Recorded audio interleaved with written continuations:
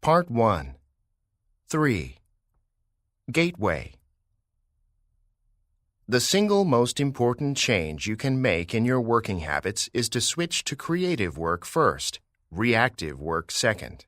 This means blocking off a large chunk of time every day for creative work on your own priorities, with the phone and email off. I used to be a frustrated writer. Making this switch turned me into a productive writer. Yet there wasn't a single day when I sat down to write an article, blog post, or book chapter without a string of people waiting for me to get back to them. It wasn't easy, and it still isn't, particularly when I get phone messages beginning, "I sent you an email 2 hours ago." By definition, this approach goes against the grain of others' expectations and the pressures they put on you. It takes willpower to switch off the world, even for an hour. It feels uncomfortable, and sometimes people get upset. But it's better to disappoint a few people over small things than to abandon your dreams for an empty inbox. Otherwise, you're sacrificing your potential for the illusion of professionalism.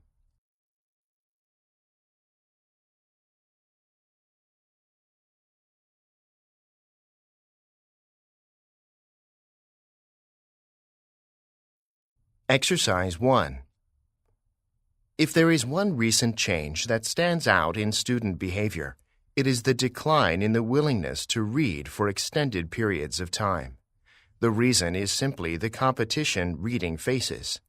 Until the mid-1980s, the only competition school really had was television. We still lived in a world that supported print literacy. There was still a collective memory about the experiences reading offered and a collective agreement about its value. That consensus is quickly passing away. When a teacher hands out a novel today, the first question in every student's mind is there a movie of this? If not, the next stop is the Internet, where some websites will provide short chapter-by-chapter summaries, commentaries, and analysis free of charge.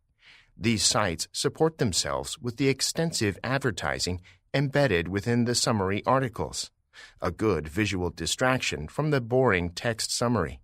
Today, reading literature means reading about literature.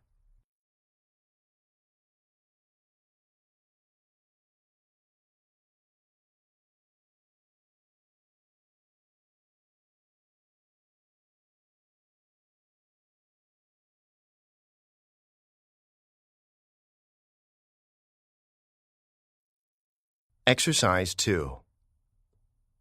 It is traditionally accepted that music is an art, that painting is an art, that theater is an art, no less than literature, and, for more than a century now, the cinema. Why not cooking? Its essential function of providing nourishment has caused us to forget that, in the hands of a great cook, a meal is capable of touching us as a love song does, of giving us joy, occasionally even of moving us to anger. To the extent that it detaches itself from tradition, which works to assign it to the status of an artisanal trade or craft based on repetition, and insofar as its purpose is to stir the emotions, cooking, which alone among the arts stimulates all of the senses at once, cannot be excluded from their company.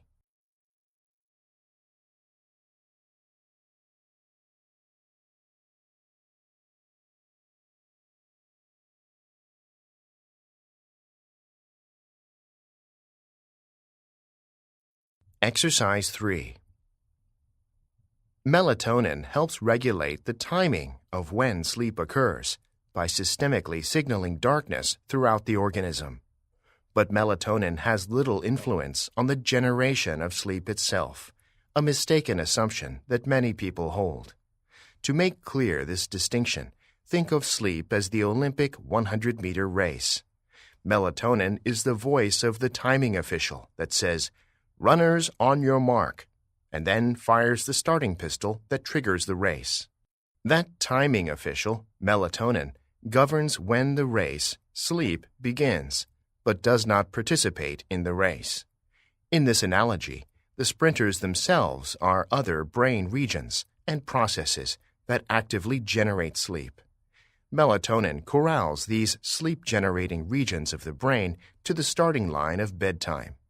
Melatonin simply provides the official instruction to commence the event of sleep, but does not participate in the sleep race itself.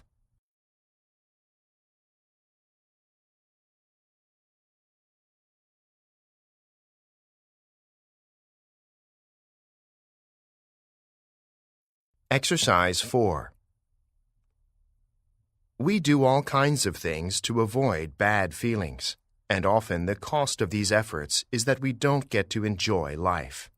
The alternative is to accept our feelings in order to enjoy life. Acceptance doesn't mean you like something, want it, or even enjoy it. It's taking what is given, acknowledging what is, and having a willingness to let it be as it is. Accepting your feelings involves making space for them so you don't have to fight with them as much. I'm not talking about tolerating feelings, I mean welcoming or embracing them. It's not just tolerating an acquaintance, it's welcoming a friend, a companion. The unhealthy habits we do to avoid our feelings are totally normal. However, if you allow yourself to just feel your feelings, as yucky as they may be, you wouldn't need unhealthy habits. In other words, you're accepting the message from the messenger, but not letting the message take over or change your route.